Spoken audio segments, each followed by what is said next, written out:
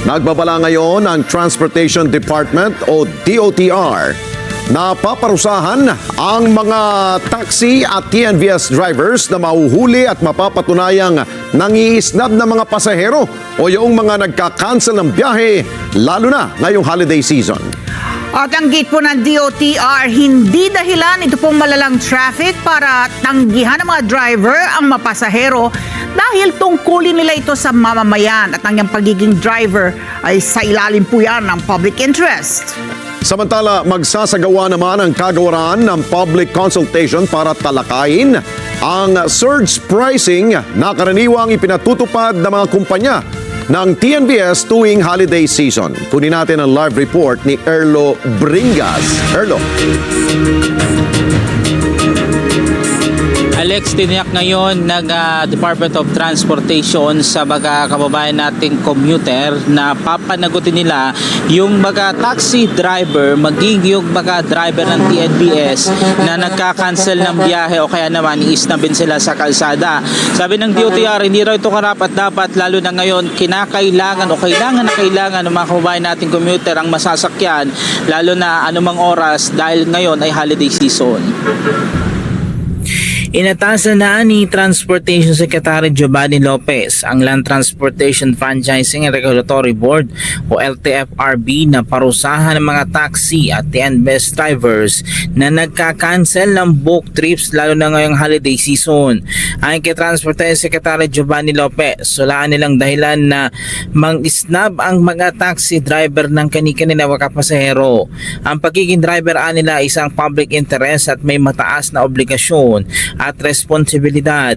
Hindi natatapos sa taxi ang problema ng isnabero. Magsisilbering batas ang ilalabas na memorandum circular ng LTFRB para ipagbawal ang pag-cancel ng mga book trips ng mga TNVS drivers. Pero para sa taxi driver na si Roland, hindi nila katanggap-tanggap ang ginagawa ng iba niyang kapwa na taxi driver na nangiisnab ng pasahero. Sipagan lang daw ang gawin para maabot ang kita at makapagserbisyo ng maayos sa mga commuter. Tapat lang po sa amin, ganun po talaga, natapat sa traffic po hindi na po kailangan man magdagdag, nasa pasahero na po yung kung kailangan po nilang magdagdag. Basta may pumara sa akin, sinasakay ko. Sakay mo talaga. Apo. Kahit saan pa yan? Apo sir. Ang TNVS driver naman na si Jeremy, maganda naman daw na palaging nag-a-accept ng booking pero may mga pagkakataon na hindi raw masisi silang mga TNVS driver dahil sa iba't ibang kadahilanan. Nangyari lang naman ang cancel sa paghalimbawa sobrang traffic, mas hindi ka compensated sa pick up pa lang, tapos magkano lang yung pamasahe ka pupunta sa'yo, yung net mo, kailangan work smart din talaga. At isa pa, pagdating mo dun sa isa pa sa dahilan ng pagka-cancel yung nag-over passenger. Pagdating mo dun sa pick up mo, since ang itong sasakyan ko is 6-seater, 6 passenger lang dapat, sumusobra sila ng passenger. Giit ng DOTR, hindi dahil traffic ay pwede na raw tumanggi o mag-cancel ang mga driver dahil tungkulin nila na maghatid ng pasahero. Sa batala ay natasan na rin ng DOTR si LTFRB Chairman Vigor Mendoza II na pag-aralan ng legal basis ng surge pricing kung dapat ba itigil o ipagpaliban muna habang holiday season. Kailangan muna nilang balansihin kung ipagpapaliban ito at matiyak din na hindi magsasuffer ang mga mananakay. Pero para sa mga TNVS driver, dito na lang daw sila nakakabawi kasi ng kita, kaya dapat nila mapag-aralan ding maigi kung ano man ang ipapatupad ng ahensya. Usually naman yung pag sobrang laki lang ng demand sa biyahe at minsan bagyo, yung malakas na ulan, doon lang naman po ang pasok yung price surge. At saka parang parang consideration na rin sa driver na kahit sobrang lakas na ng bagyo, ng ulan, bumabiyahe pa rin kami para lang makapagserbisyo sa mga pasahero. At saka akala ba nila yung price surge na yun malaking ang pamasahe, hindi naman lahat sa amin napupunta. Dahil may ibang na mataas ang pamasahe pero yung komisyon naman nung TNVS umaabot na halos 26 to 27% na. Kaya halos magkano lang din napupunta sa amin.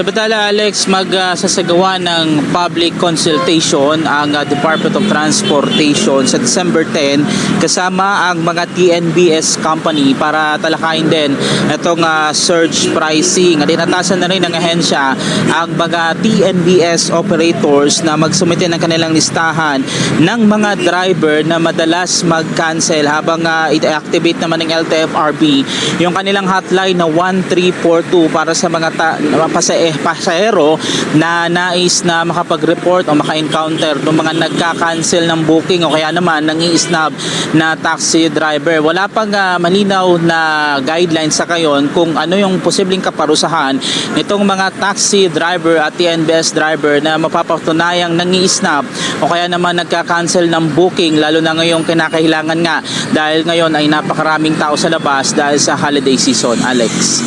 Ayun nga, yun nga ang tatanungin ko sa iyo, Erlo. All points bulletin ito para maging deterrent ito at maging babala sa mga taxi drivers at TNVS. Bakit walang hindi batid kung ano yung mga penalties? Baka walang susunod yan.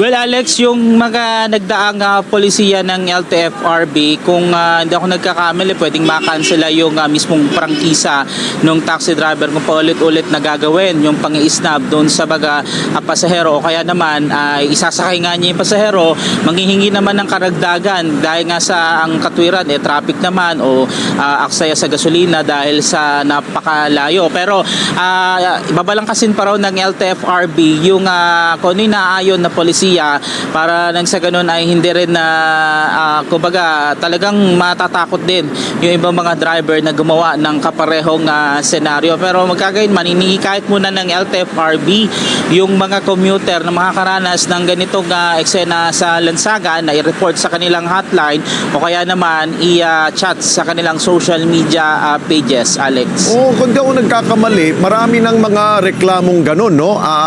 And I'm sure meron silang implementing rules and regulation dyan, yung IRR. Pero kung ngayon, sinasabi nila na pag-aaralan pa at gagawa pa sila ng mga panuntunan, parang bumalams, parang malabo yata yun Alex, pero tinitiyak nila na kaya si Transportation Secretary Giovanni Lopez nais din niya magsumite yung mga TNBS operator ng mga driver na madalas mag-cancel. Tinanong natin kanina yung DOTR, ano ba yung posibleng kaparusahan na ipapato nila doon sa mapapatunayan na paulit-ulit na nagka-cancel ng booking o kaya naman nang-i-snub ng pasahero. Sa ngayon ay babalangkasin pa raw nila kung ano yung mga polisiya na yan doon sa ilalabas nilang memorandum circular at kukumpletuhin nilang maigi yan na titiyakin na mananagot talaga itong mga driver at mismo driver ng taxi, Alex. Hindi kasi pwedeng puro lang babala tapos wala naman palang silang basehan kung anong gagawin nila dyan. Para sa akin, malabo yan Erlo. Kailangan nilang ayusin. So, ang sistema ay may mga hotline numbers, may mga may mga text, SMS ba? Paano ba?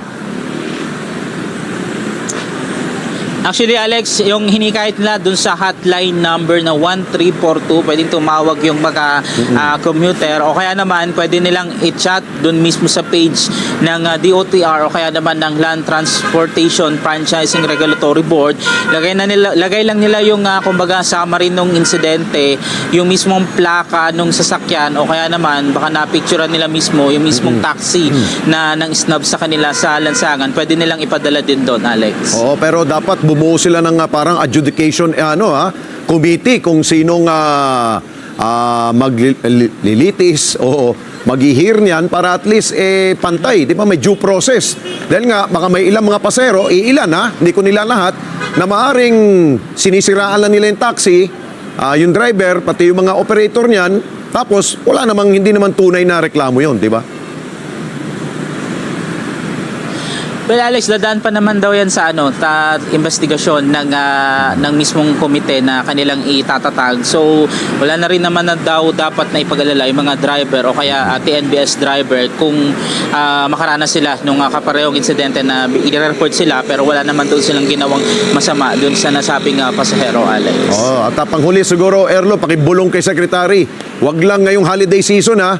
Buong taon, 2026. Gawin nila yan hanggang 2027. Hindi yung panahon lang na merong okasyon. Doon lang nila pinapatupad yan. Oh, Alex, sabihin natin yan sa susunod na mga press con natin sa kanila, Alex. Oh, sige, maraming salamat si Erlo Bringas. Mata natin dyan po sa LTFRB at DOTR.